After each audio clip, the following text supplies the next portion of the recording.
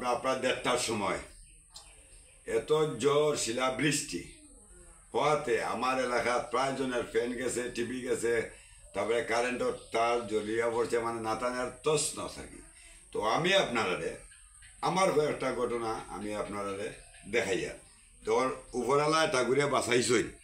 আচ্ছা, যেমন ওই দেখুন আপনারা আমি দেখাই দিলাম, ওই দেখুন ওই দেখুন তো ওই দেখুন ইটারে ইটা তো ওখানে আসিল, ঠিক আছে, এখানে আসিল পরে ওই দেখুন ইটা ফাটাই দিছে, ফাটাইয়া ইটা খুলিয়ে গেছে, খুলিয়া ওই দেখুন ইটের টুকরাগুলা কীভাবে ওই দেখুন ইটের টুকরাটা কত দূরে ফেলাইছে দেখছেন।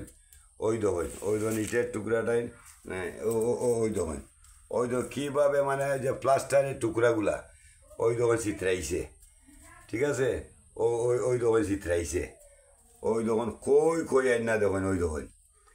আচ্ছা, তো এইভাবে তো আমার ঘরটা অন্ধকার, তো কাটাউট লামি গেছে, তো কাটাউট লামার পরে মোটামুটি আমরা বাঁচছি। আর এখন এটা তো আমরা বুঝলাম না টেকনিক্যাল কিতাব ব্যাপার।